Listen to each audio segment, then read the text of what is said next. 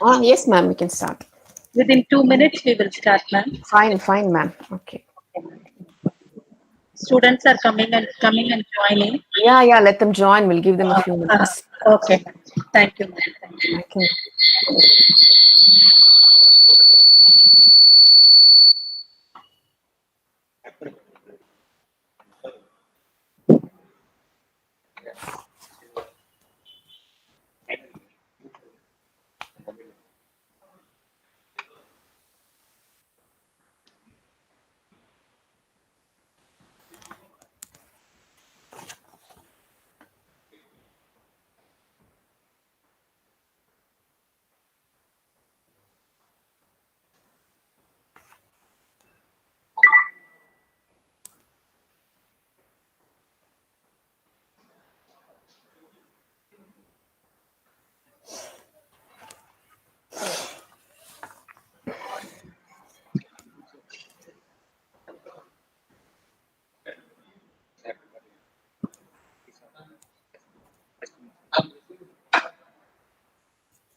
Shall we start?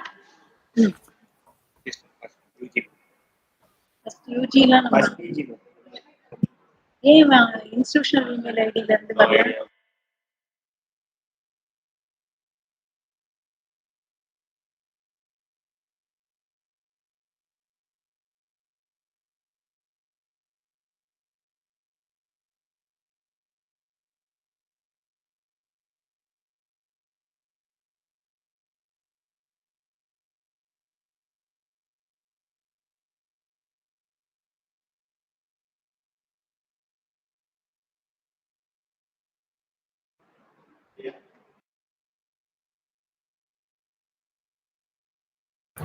Start பண்ணலாமா?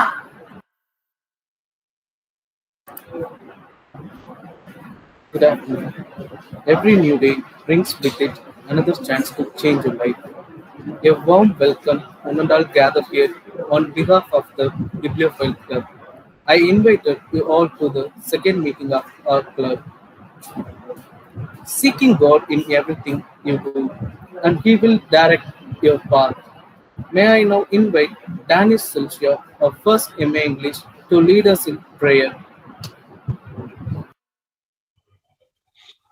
Kindly close your eyes, join your hands, and bow your heads in prayer. Lord, we praise and thank you for this beautiful day. Almighty God, we surrender this entire event into your mighty hands. Lord, we seek for your blessed grace for the success of this club's meeting today. Help us to fulfill the purpose of this gathering. Heavenly Father, may you bless our principal, secretary, the resource person, the staff in charge, teachers, and all our fellow students. Mighty God, may your presence help us to make this event into a successful one. This I pray in the name of the Lord. Amen. Thank you, Danny. Small cheer and great welcome make a merry feast. May I now call upon Miss Mispa to welcome the gathering. A warm good afternoon to everyone gathered here. It is my pride and privilege to welcome this gathering for the second meeting of the Bibliophile Club of St. Joseph's College, Trichy. First and foremost, I welcome Dr. V.L. Jayapal, the head Department of English, St. Joseph's College, to this occasion. A man of great devotion, inspiration, patience, and support. We feel blessed to be under his guidance. I welcome you, dear sir. Then I would like to welcome Dr. R.QURSHID Begum, Additional Dean of IQAC, St. Joseph's College, Trichy, who has kindly consented to do the felicitations for today's meeting. I welcome you, dear ma'am. It is my immense pleasure to welcome the resource person of the day, Sister J. Rojer, Research Scholar of English, St. Joseph's College, Trichy. We await to listen to your insight of the book Flight Behaviour by Barbara Kingsolver. We welcome you, dear sister. I also welcome Dr. M. Amuda, coordinator of the Bibliophile Club, to this wonderful occasion. Welcome you, ma'am. I dearly welcome all the staff, students, and friends who have joined to grace this occasion with their presence. Welcome you all. Thank you. Thank you, Ms. Pushpa. Like the rainwater bringing life and prosperity to the land, your words bring enthusiasm and strength to our hearts. Thus, to ignite our soul, I now request Dr. R.QURSHID Begum, Additional Dean of IQAC and Assistant Professor of English, to felicitate the gathering. Respected head of the department, Dr. V.L. Jayapal, Dr. M. Amuda, coordinator of Bibliophile Club, professors and students who were involved in organizing this program, scholars, students, a pleasant evening to everybody. I feel immensely happy to be a part of this second meeting of the Bibliophile Club, St. Joseph's Bibliophile Club. So when I say I'm immensely happy, it's not a cliche. I really feel happy and honored to be a part of this because, some years back, we had a meeting in the department and I just voiced out this idea that we can initiate a club, that will encourage the reading habits in the students so that there can be regular book reviews and stuff either by the staff or by people from outside. And as usual, the head of the department, then head of the department said okay, you be the in charge of the club. So I was the first coordinator of this club. So this brings me kind of fond memories about how we had this discussion in the meeting and how we christened this club as St. Joseph's Bibliophile Club. It was the name chosen by a great stalwart of the Department of English, Dr. Professor Fernandez Garnett. So, this club is named the Bibliophile Club. So I hope you all know the meaning of the word bibliophile. So bibliophilia or bibliophilism is the love of books. Okay, and a bibliophile is a person who is a lover of books. And he or she is not just a lover of books, but a person who engages in the habit of reading, actively engages in the habit of reading frequently. So that is a bibliophile. And as members of Bibliophile Club, we've all come together for the second meeting, and I hope, at least at the end of this meeting, we'll really become bibliophiles. So this club has seen the best of the speakers. Say, for example, we had on one occasion Reverend Dr. S. John Brito, a former rector of St. Joseph's College, speaking on, I think it was Rachel Carson's a book, Silent Spring, okay, which was on the conservation of environment, okay. And we also had Dr. Premanand Kumar, Professor Eugene DeVos, Professor Garnet Fernandez, and then Dr. Ilango speaking on The Name of a Rose by Ambata Eco, and Dr. Rama Priya, and also Dr. Lovejoy from our department, Dr. Cherol from our department. And we also had speakers like Dr. Bennett and Dr. Jinnah, and many popular personalities visited the college under this umbrella of Bibliophile Club. So as years passed by, we thought let's make it more student centric. So instead of teachers reading a book and coming to address the students on this book, we thought that the students themselves read the book and let them review the book so that the other students would get motivated. And that's how we started the students and scholars presenting reviews, okay, in this club. And the first student to do so was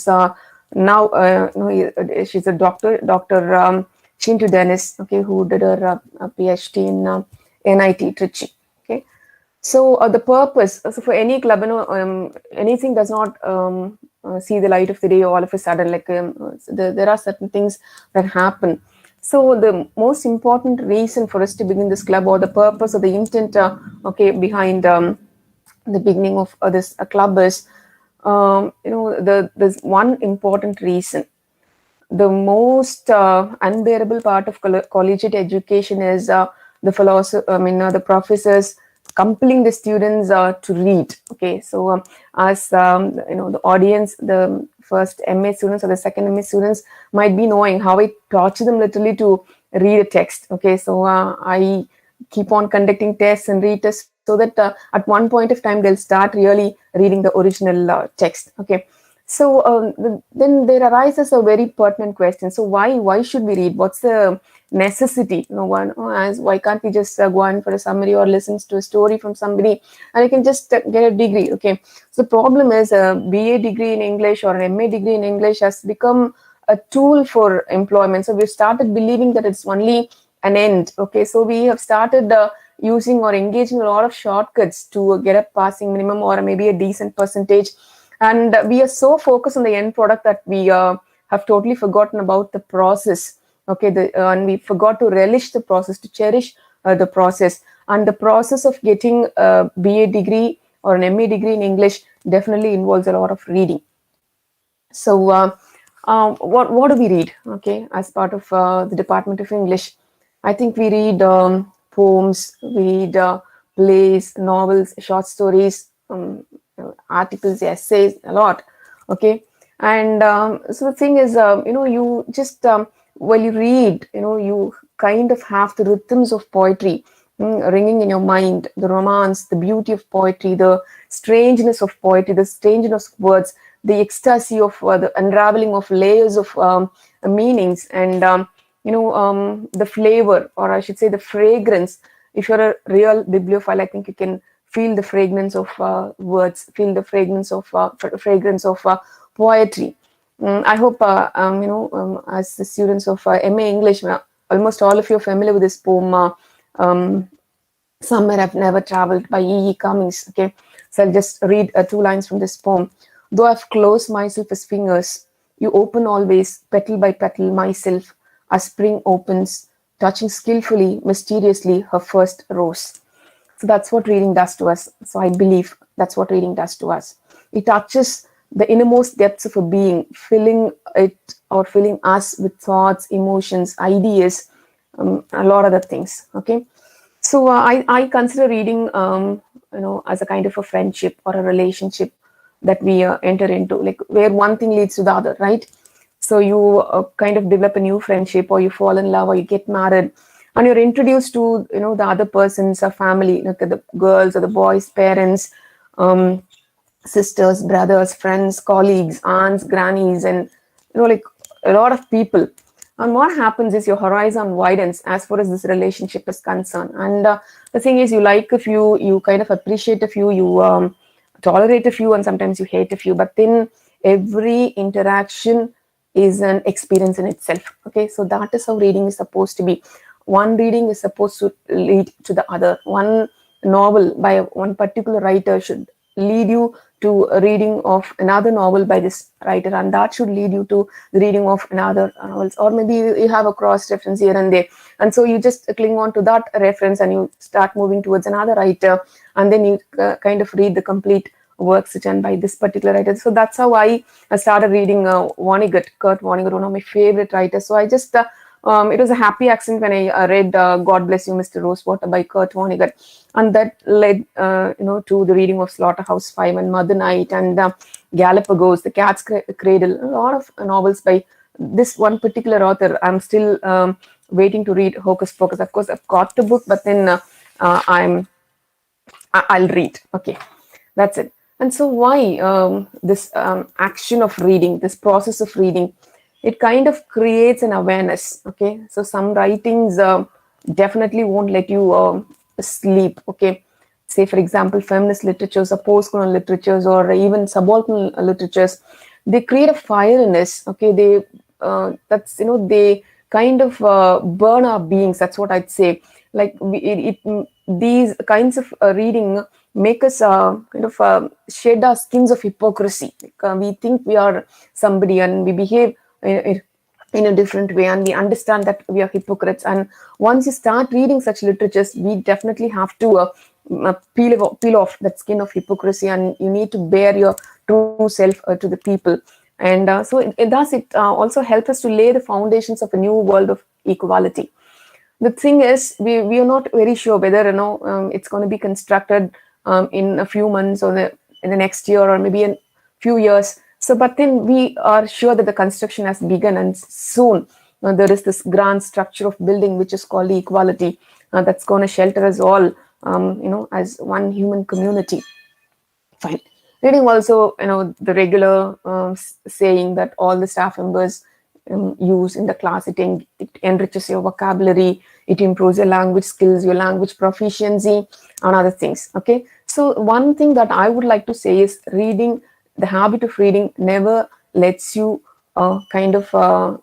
feel alone. Okay. You won't feel lonesome. Okay. And this is a modern world, or as some prefer to call it, a postmodern world, and there's a lot of isolation, there's a lot of departmentalism and departmentalization, I would say, a lot of paranoia, self-destructive thoughts. But I assure you that people who read, okay, are never victims of thoughts of self-immolation or self-destruction. Okay. And you kind of become very empathetic. You come into encounter with a lot of characters, and you become very empathetic. Okay. And you become very kind towards all the other people. It also improves your IQ. You learn a lot about a lot of new spaces, places, cultures, interactions, societies. And more importantly, I would say, for you youngsters, like you get to know your superheroes. Okay, those superheroes and heroines, whom you can love, or with whom you can fall in love with. So, say for example, Darcy or Elizabeth Bennet, or Edward Cullen, or Jake, or Harry Potter, or Hermione, Snape, for that matter, Heathcliff, okay, or Catherine, or the recent Salvatore brothers, Stephen or Damon, or even Bonnie Bennett. So you have a lot of characters, whom you love, you kind of cherish, and you just hold, the memories of these people, and that definitely makes you follow the right path also. Okay. So another finding, I should say, reading is found to lower the risk of the decline of your mental prowess. So it keeps you away from diseases like Alzheimer's. So scientists are working on this particular idea. And reading also makes you feel that cathartic effect, this effect of catharsis that literature has on you. Sometimes you smile, sometimes you scoff, sometimes you laugh, sometimes you cry. And I always tell my students, there's a forming of the lump here in the throat. So this tightening, this constriction here, when you feel so sad, and like tears start popping out of your eyes, and the pain in your throat, I think that is the culmination of reading. So you feel so bad for the other person that you cannot help yourself. You need to cry, no other go. Okay. So there's an idea. I think some of you might have been familiar with this, and maybe some of you are not that very clear about this. There is an idea called bibliotherapy, okay, or a book therapy. And so it is a practice of reading, okay, or prescribing reading for the purpose of therapeutic effect. Okay. So there was this great historian of ancient Greek, Siculius, okay, who in his work Bibliotheca Historica, he writes that there was an entrance, and there was a phrase on the entrance to the royal chamber of King Ramses II of Egypt. Okay. And this is the place where he stored all his books. And the phrase goes this way: the house of healing for the soul. Okay, what a brilliant way in which it's put. The house of healing for the soul. So there's another philosopher come physician, Galen, okay, of the 1st century AD, and who was a physician of Marcus Aurelius of Rome. It was recorded that he had maintained a medical library for the staff of this sanctuary, Asclepion, which was a Roman spa, okay, and known for its therapeutic waters, and which was considered to be one of the first and foremost hospitals of the world. So reading has a therapeutic effect on people, okay, and I think it was in Cairo, there was a hospital in which the Quran was prescribed for reading, and we find in a lot of Christian households people read the Bible. Okay, so quite unconsciously this has a kind of a therapeutic effect on them. It cleanses their soul, it cleans them, their mind, their being, their existence, their purpose in life. Okay, so that's it. And so now this is been taking place, and there are a lot of people with emotional problems, with mental illnesses, with changes, on people not being able to cope with the changes, and not being able to cope with the loss of lives or loss of people in their lives. And and there are also people who cannot find a kind of a proper personality growth, and people with a lot of disorders. And especially people suffering from separation, child abuse, who had suffered from child abuse when they were children, okay, kind of undergone sexual abuse or other things, and foster care, adoption. So for all these problems, psychologists have started suggesting this therapeutic reading. And so based on the personal situations and developmental needs of the different categories of people who go visit them. So I think as students of literature, we are so privileged. This therapy is available to us. Okay, we don't even need to think of it as a therapy. It's there with us, and it has come to us unasked for. Okay, so it just is with us, waiting for you to come and explore. And so I think as students of literature, you need to definitely start reading. And if you have already started reading, I think you have to, it's a kind of a lifelong learning that you're supposed to engage in reading till your faculty, all the faculties of your body function in the right way. Okay, and it's also a medical invention or a discovery, I should say, that 6 minutes of reading a day, okay, kind of lowers your stress level by 68%. That's what has been found out of late. So now, as young children, young boys and girls, young adults, there is this new entry called the young adult fiction. Okay, and the adults shun young adult fiction. They think that they do not belong to literature proper. But then I would say young adult fiction is really good for the youth in a way. Okay, in which you understand you alone are not suffering, and you also understand that you're not alone in your suffering. Okay, because there are a lot of characters who undergo a lot of painful experiences, and you think that, okay, my predicament is better than the predicament of this character. So in that way you grow, in that way you feel more confident. So that's it. And this pandemic has thrown open to us a lot of opportunities. Okay, and we can get scholars from various parts of India, and also from the various parts of the world. So I think, of course, conducting meetings with our own students is the best practice. But every now and then, I think Dr. Amuda can think about, or you can bring speakers from outside India, or from India. And once in a while, like maybe once in a year, like you can invite some speakers from outside, and you can conduct meetings so that the students will get more motivated, okay, to looking at these people presenting their ideas. So I think Sister Rojer is waiting to deliver her ideas on the book Flight Behaviour by Barbara Kingsolver. Okay, so my best wishes to Sister Rojer, for her presentation.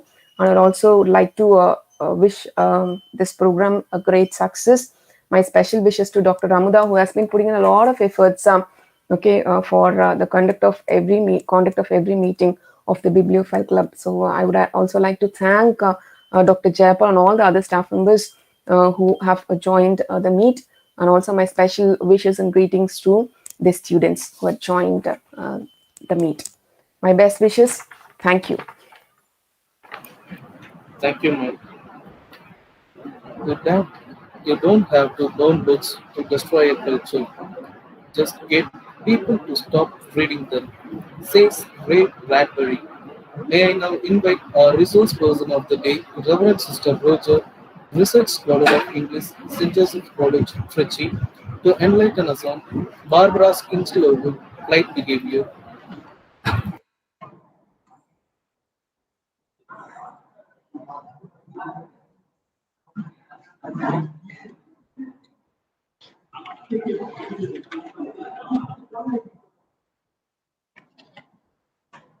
Thank you very much.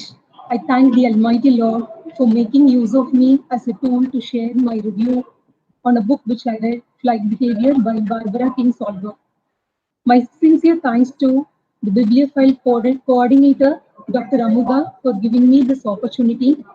I also thank Dr. V.L. Jayapal, the head department of English, and my research supervisor for motivating me to reach greater heights in my life. I thank Dr. R.QURSHID Begum for her lively presence on this occasion and a very special words of thanks for her eye-opening talk on reading.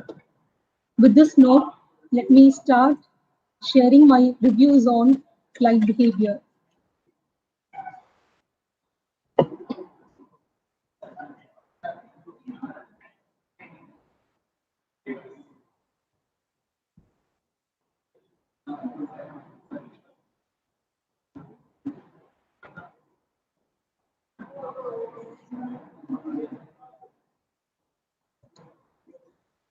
Yes, before I start into my title, I want to tell you one thing.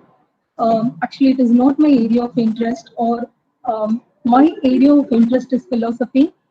During the lockdown, I have read nearly 5 novels of Paulo Coelho. These are The Alchemist, um, Miss Prime and the Devil and Miss Prime. Veronica decides to die, and the pilgrimage. And the last one is by the river Pietra, who sat down and wept. All these novels I read during the lockdown, and I found something very pleasant, something that I could find from the writings of Paulo. And really, I was deeply moved by his writings, and I took a lot of lessons for my life too. But after that, when I was searching for a book for my research, I couldn't go on with the titles of works of Paulo Coelho since I have selected my area into eco-criticism. So, what is the reason behind my topic, eco-criticism is, so the year 2020 has been declared by the Holy Church as the year of ecology. The Pope Francis has declared the year as a year of ecology. So I was deeply moved by his words, and being a Catholic and a Christian, I just want to contribute myself to the society and to the church, Holy Church. So I have selected my thesis under the top title named Eco-Criticism. So that is why I have selected. I find Barbara Kingsolver is the right person to, she's a fit one to go on with my thesis on eco-criticism. That is why I have selected this particular title, Flight Behavior. So from this image itself, you could understand. So I want to quote a word of Keats, a thing of beauty is a joy forever. Yes, of course, by seeing the image of the butterflies, I was totally fascinated by the image of the butterflies. It is a beautiful thing, and it gives me a kind of joy. So I was deeply moved by the image and the vision of the butterflies when I start reading Flight Behavior. So she's the author of my research, and she's the author of today's talk. Actually, she's Barbara Kingsolver. She's an American novelist, and she's a poet, and she's a freelance writer. You know what is freelance writer? One who is writing for money. Okay, and she's a non-fiction writer, which means she used to write prose. Okay, and she's also a short story writer. She was born in 1955 in Kentucky, and at present she's living in the Appalachian mountain range. So, from the novel, even in the novel itself, we could find where she is from, because her interest over nature can be revealed in her writings. The novel which I read in Flight Behavior. So she has written totally 16 books. She's the author of 16 books. Among these, she has written 8 novels. Okay? 8 novels, one short story, and this short story book is a collection of 15 short stories. And she has written 6 non-fictions, and one is a collection of poetry. And totally, she has written 16 books. So her works have been translated into 2 dozen languages. So it gives credit to my author. As she was surrounded by fields, woods, she became very fond of studying nature. Okay, she's basically a biologist, and she's also a biology professor. So she has been deeply moved by nature. So all these instincts have been revealed in her writings, and she enjoyed telling bedtime stories. In general, we used to tell stories to our children. For example, parents used to tell stories to the children, but in Barbara Kingsolver's turn, she's a different one who used to tell stories to her parents. So her parents are also appreciating her to tell stories. They used to lend their ears to her stories. So it is totally different from our family. Her family is totally different.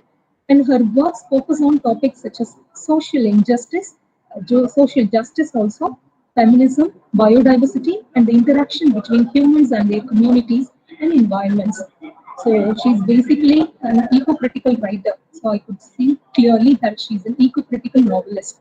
So she was named one of the most important writers of the 20th century by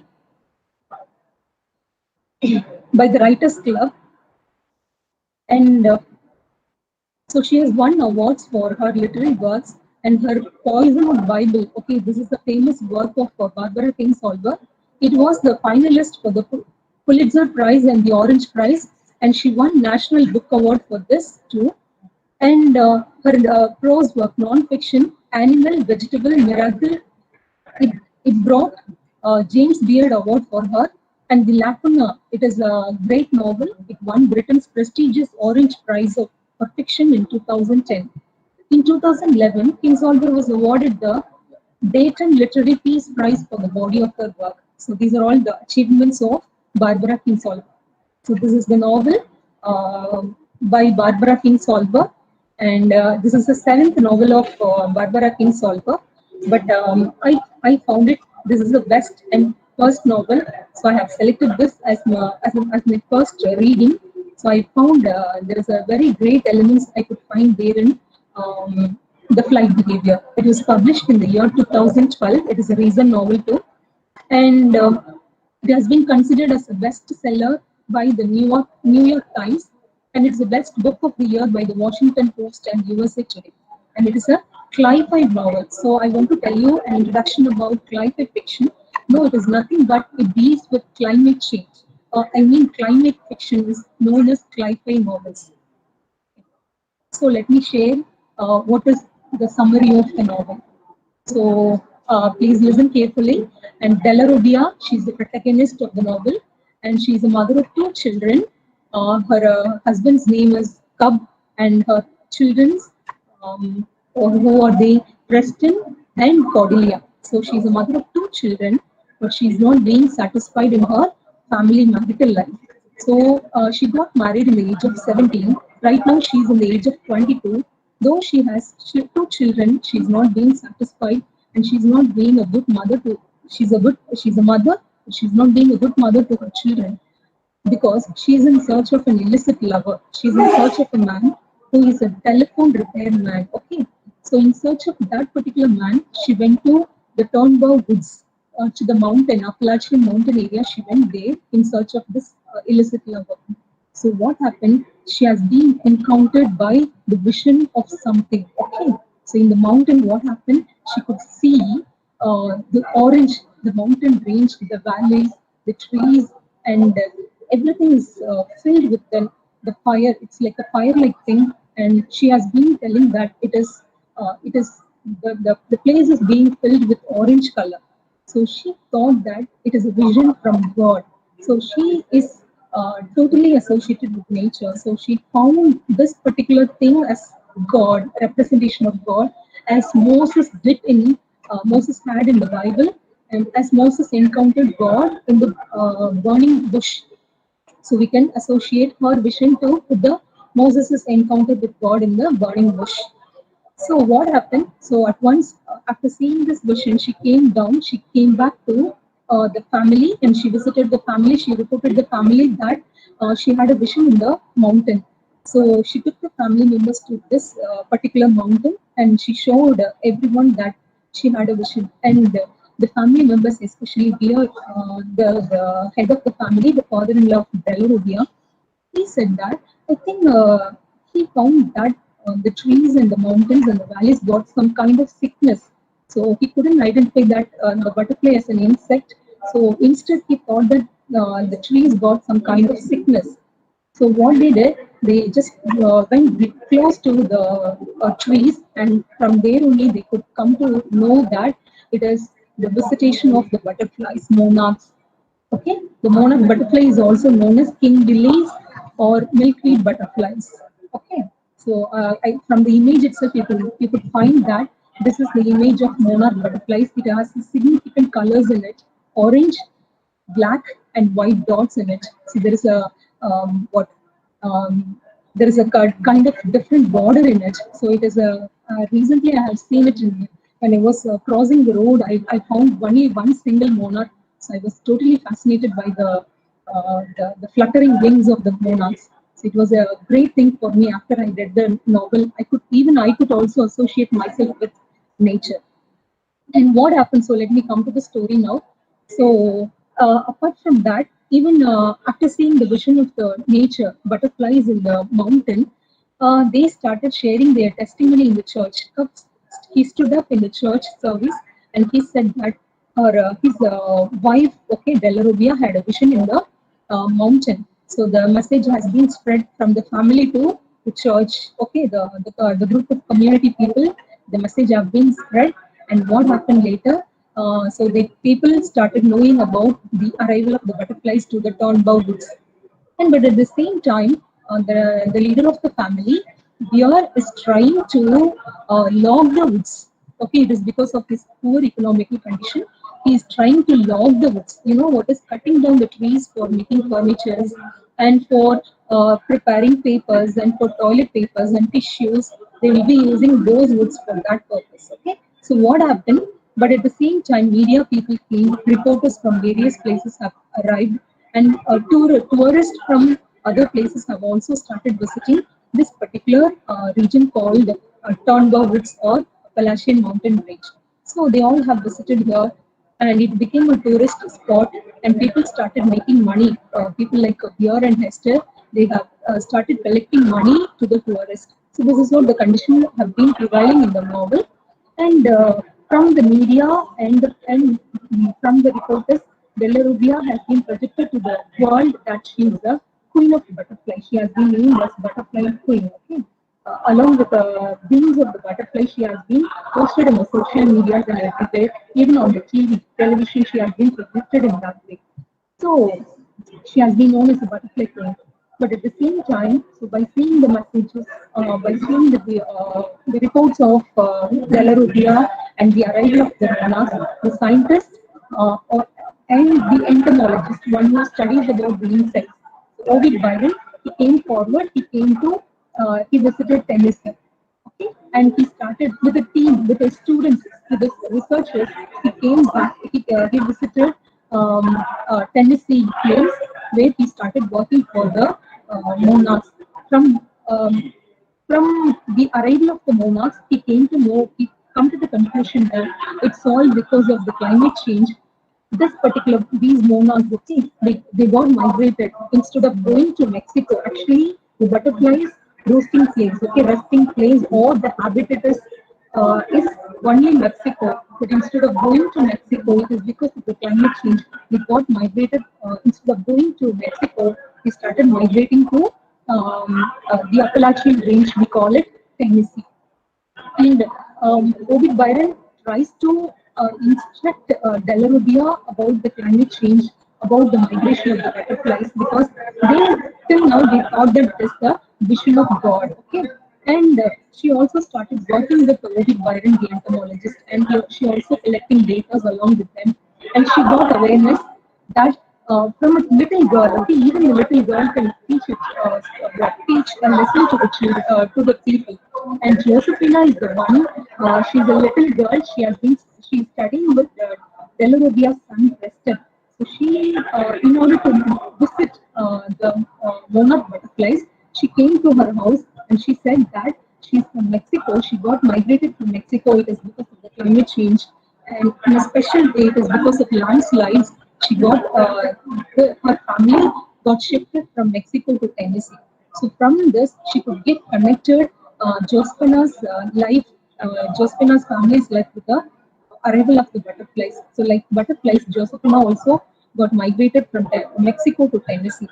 So what happened? So Ovid Byron, he surely knows that this arrival of the butterflies really, it is not a good place for the butterflies to stay on, because the butterflies' favorite food is milkweed. Okay, this butterfly is also known as milkweed butterfly, and it is not a proper place for them to be there to stay there because here in Tennessee they'll have a greater winter snowfall. Okay, they'll get it will be a very heavy winter snowfall.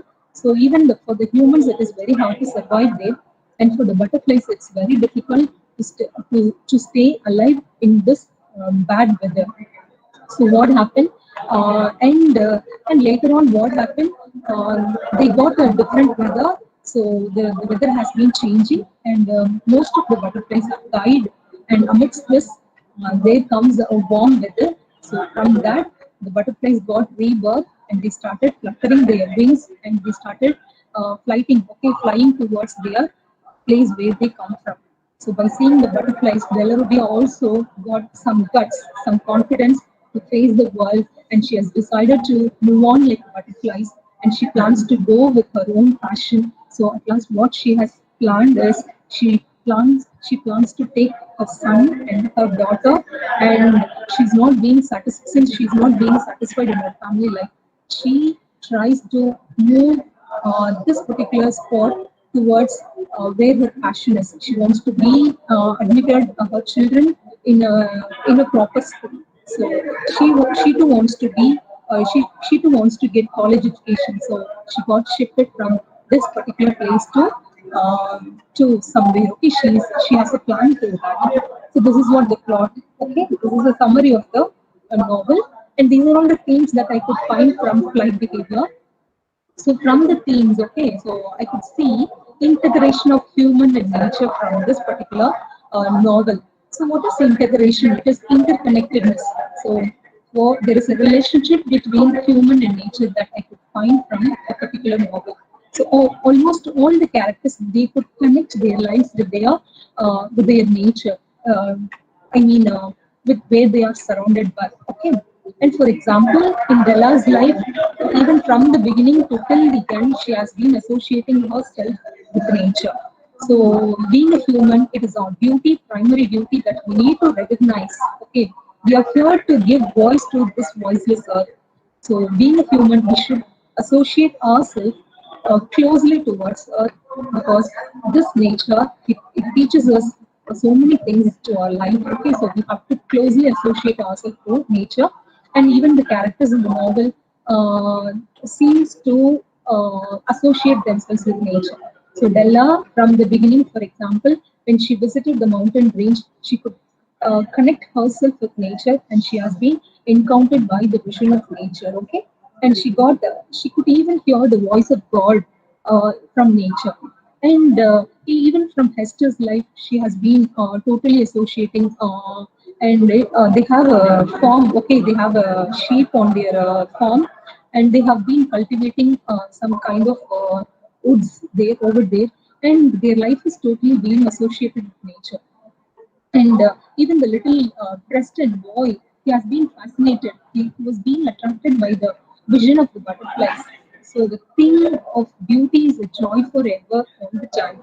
So we could feel one with the nature all the time. And people are environmentally conscious. Actually, people are trying to, for example, Beer is trying to use DDT.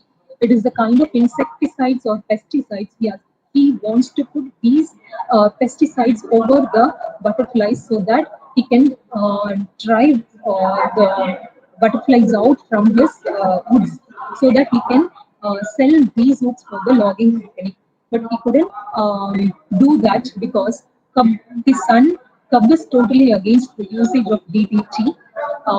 So it is a pesticide. So he is totally against because they are environmentally conscious about what is happening in the nature. Even Ovid Byron, the scientist, is also very conscious about nature and the climate change. Even little girl Josephina, she is also very much aware of what is happening in her surroundings. So people are totally very much conscious about what is happening around them.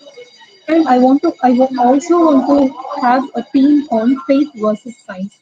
Because at first, the arrival of the butterflies have been considered by the church people, by the family members that it is they found this particular thing as a symbol of faith at first, and later what happened?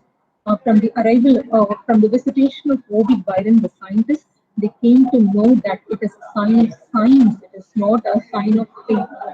So almost the nature lovers, what they will do, they always associate the things, the things of beauty, thing of nature with God. Okay, the theory called it is an aesthetic theory, and we call it pantheism. It is associating the natural elements with God. Okay, it is a sign of God we used to consider, and we can also, in a positive way, that we could have the elements of pantheism here, but at the same time, from faith, it moves towards what is fact. Okay, faith will believe things, whatever it happens, we used to have trust. We used to keep faith on God.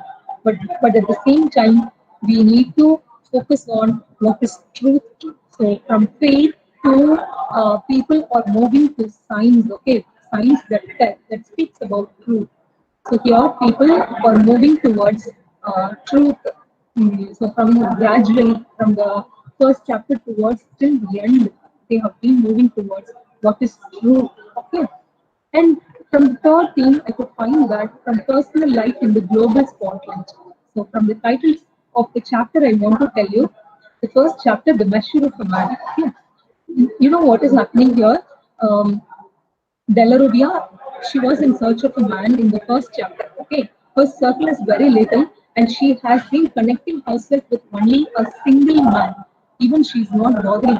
Though she got married, though she had a husband, though she had two children, she's not being focused on her own life, but she wants to be. She wants to focus herself towards only a single man, from single man to next. It is because of the visitation of the butterflies. She has been. He is trying to move towards the family territory, from the single man towards the family territory. Okay, the family it goes, and from family to the congregational space.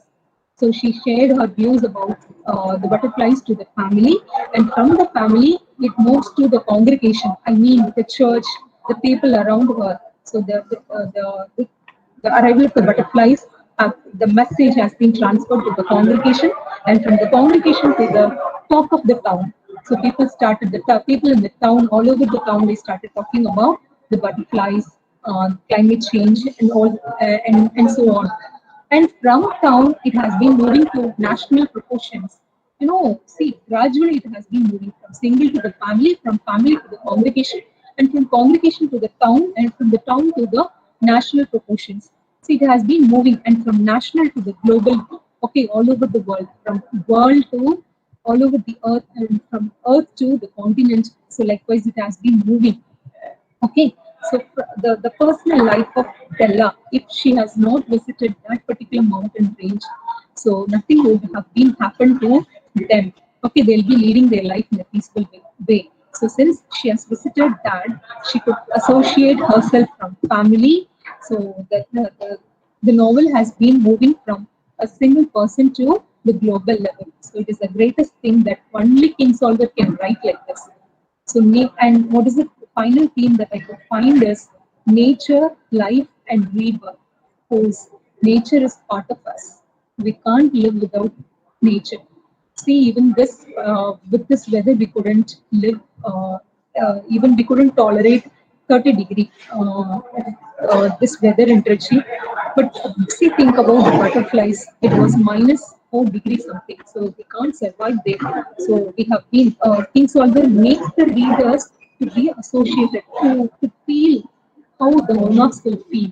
She also makes the readers to feel one with what Delarovia undergoes, and the mentality of Ovid Byron can also be felt by us through her writings. So I was deeply moved by the writings of Barbara Kingsolver, and I wish you all have to read this particular text. It consists of 600 pages. It's a great novel actually. You please try to read this particular novel, and I'm sure that you will enjoy the natural elements which you could find there in the novel.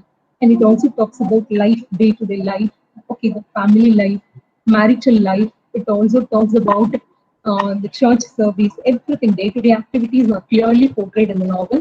And rebirth. So as we all know that the butterflies, they took the monarchs, they took rebirth from this bad winter snowfall. So we all have certain what spotlight we will get during. So we'll call it turning points. So we'll have turning points in our life.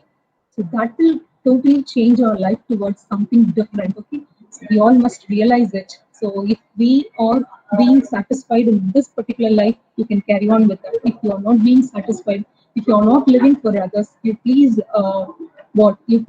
start asking yourself whether I need to be like this, or whether I need to focus on doing something great. Okay, so you please get rebirth, even the little thing. Okay, a small is always beautiful. Okay, it is a theory of deep ecology. And by quoting this, I want to tell you one thing: that we all have to love nature. Even this little thing, okay, monarchs, this little butterfly can teach you so many stuff. So this flight behavior, I want to do a very little title analysis. So it's out of my own interest I'm doing, because I'm connecting this with the life of Belarubia and the butterflies, and even with the life of us too. So flight, it is a noun here. So I could find the three meanings for this particular noun.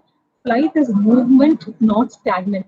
So our life should not be a stagnant one. We should move towards something great. We should fly away. So if this gate is blocked, and we have the other gate will be opened for us, okay, before us. So what we have to do? So we have to move. We should not be stagnant enough. So if the butterfly has been traveled 3,000 miles from Mexico to Tennis. So think about this particular little thing. So though it is very, very little, it started moving from, think about 3,000 miles it traveled. So we need to move from one place to the other place. And the other way, flight is also meaning of escape, running away, avoiding something. Okay, in Delarubia's life, and even the butterflies, they are trying to move. They are trying to escape from this bad weather. And even the life of Delarubia also denotes that she's trying to escape herself from her family, unsatisfied family life. And she has been focusing on the future of her children, so avoiding something. So flight is also stays. So we'll have ups and downs in our life. Okay, we have sometimes we can also go up. Sometimes we can go down. It is a that we can connect ourselves with the flight, the word, and behavior is the way in which one acts or conducts. So it is a behavior of the butterfly. It's a behavior of so flight behavior of Delarubia, and it's a behavior of us too. When we start applying our this particular text in our life, it will give you a lot of meaning to you. So eco-criticism in general, it is a study of the literature from an ecological or environmental perspective. So studying literary works in the lens of ecological or environmental perspective is known as eco-criticism. Ecology and ecological concepts to the study of literature. So when we apply the theory of ecology into a particular text, for example, the book which you have chosen, okay, this is flight behavior. It is totally a climate fiction, I told you, and this is also a nature fiction, eco fiction. But whereas in other text also, you can have other text and you can apply the theory called eco-criticism in the text. So it can be eco-fiction or it can be the other fiction too, but you can apply the theory in any fiction that is known as eco-criticism. And it speaks for the voiceless earth. Yes, of course, the earth, it can't raise for its own rights. So we are here to give voice for this voiceless earth. So if this approach is earth-centered approach, it is not anthropocentric approach, whereas it is earth-centered approach. So we need to give voice to this voiceless earth. So here I want to quote my favorite quote. This is the book I read first, As You Like It by Shakespeare.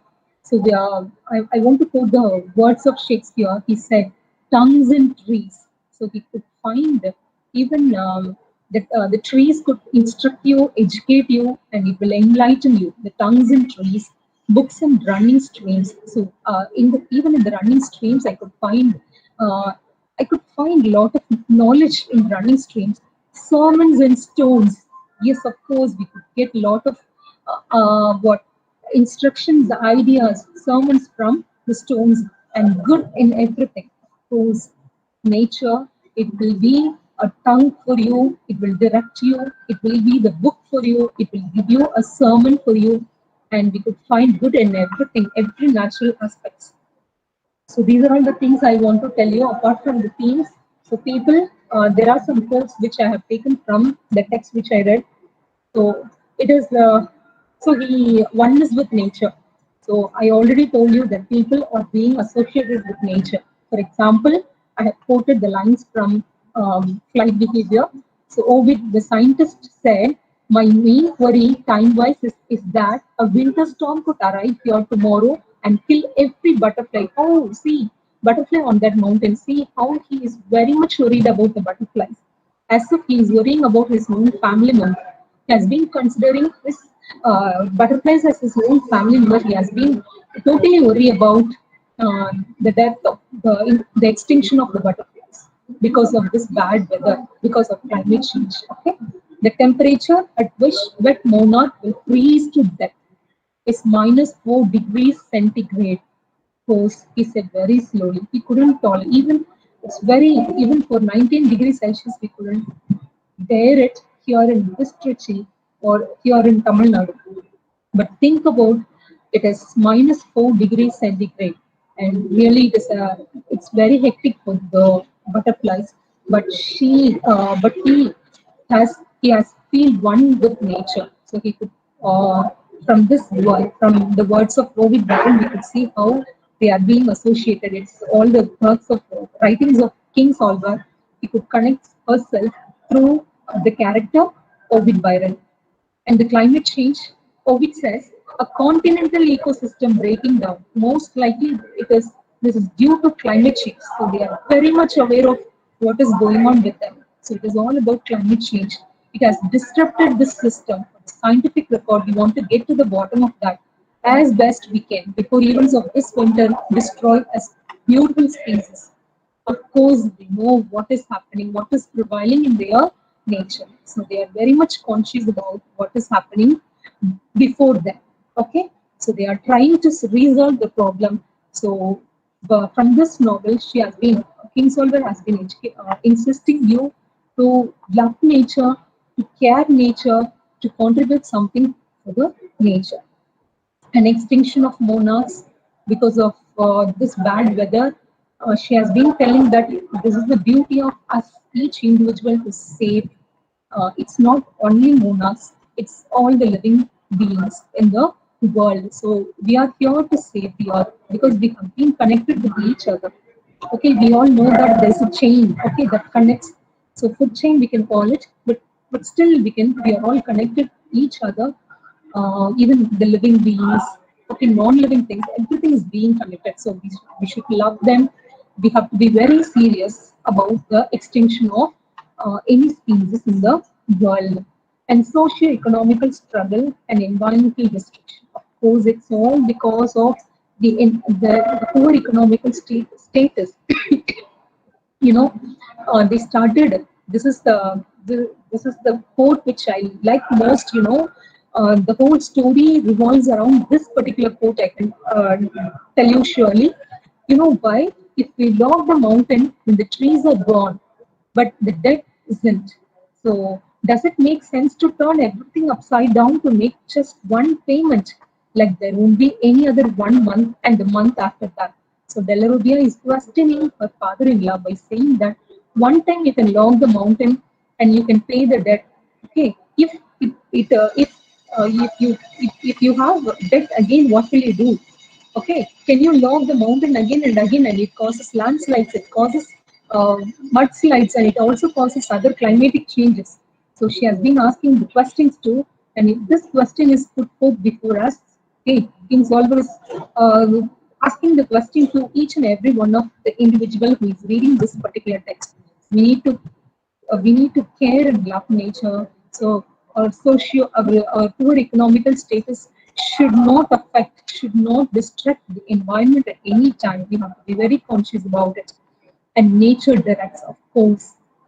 Nature is there for us to direct each and every child. Not fire, she thought, but her eyes, when opened, could only tell her, fire, this place is burning. They said, get out of here. So she could get the direction from nature. Yes, of course, when you lose hope in your life, okay, when you don't know where to go, when you don't know what to do, I'm sure when you go and have a walk when the place is being surrounded with nature, please go for a walk. I'm sure that you will be directed by nature. So this is the best thing that I want to tell you through this particular book, reading the book. So totally my perceptions towards nature has been changed a lot. So I'm planning to love nature as my author did. So I want to contribute something to the ecosystem. Okay, we all have to take a resolution that we need to love nature. And pesticides, they are very aware of the usage of pesticides, which already have quoted. And at the idea of pantheism, also I said love for God, nature, loving God through nature. Okay, identifying God. Okay, having seen God in every natural element is known as pantheism. Hester said this could be the Lord's business. Okay, let God. It is the arrival of the butterflies is the business of God, and it will be the business of God that if He wishes, He will send them back to Mexico. And you all just need to see the Lord's hand in this and trust in His bidding. Whose Cub said these words, he said that it's all the plan of God. Okay, we have to see God's hand in this particular thing. So he has been insisting this. Logging, we all know that logging, okay, it will cause a great damage to the earth system, ecosystem. So we have to preserve nature. We should not cut down trees. Instead, we should go for afforestation. Instead of deforestation, we should go for afforestation. And we should not harm any of natural elements. We should not harm any natural things. Instead, we need to start loving nature. So this is thus Kingsolver gives voice for the voiceless through flight behavior. This is what I want to share with you, and I'm sure that hope you all have got a very little, a very few ideas about my novel called This is the Book. So flight behavior. So hope you all have got some ideas about flight behavior. In future, you please go for reading this particular novel, and I'm sure that you will have a very great time because reading makes you a better person. Okay, once when you start reading, I'm sure that you'll become a future leaders of tomorrow. So please start reading books, and you can also read if you are. So you please go on with your own interest at first. If you are totally fascinated by the writings of Barbara Kingsolver, you please have a read on her writings. She has written around 8 novels. You please read it and have a good day. Thank you. Thank you for your patience listening. Thank you, sister. It is not joy that makes us grateful. It is gratitude that makes us joyful. It is time to pay with equal 1,000 times to the cheerful and wonderstruck audience with a sign of pride and gratitude by Pradiksha of First MA English.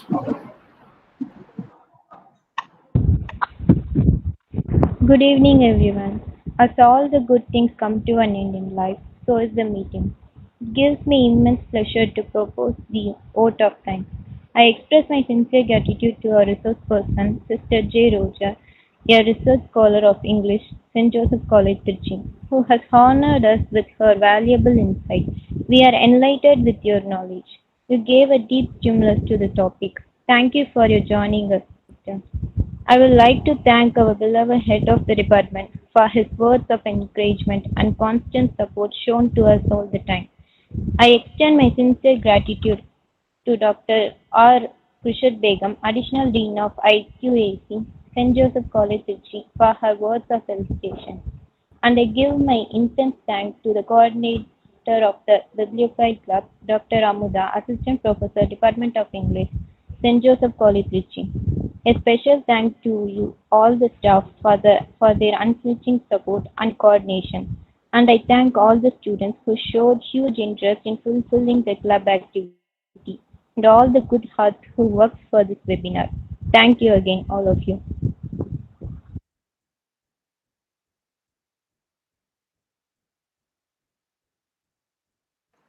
A gentle reminder, all the participants, please fill in the attendance form and then you can leave the meeting. Please fill in the attendance form and then leave the meeting.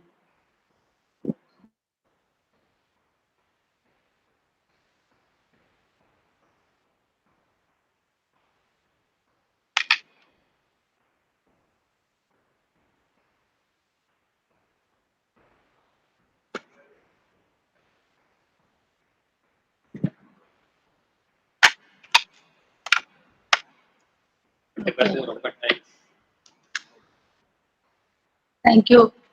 Thank you, ma. Thank you, ma. Fit போயிடலாம்ல நாளைக்குள்ள.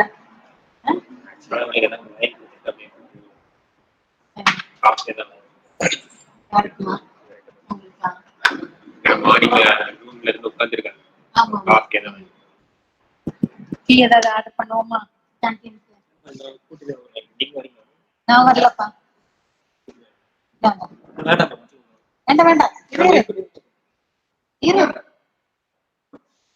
Thank you for the opportunity. Thank you for the opportunity, ma'am. இது ஒரு நிமிஷம்.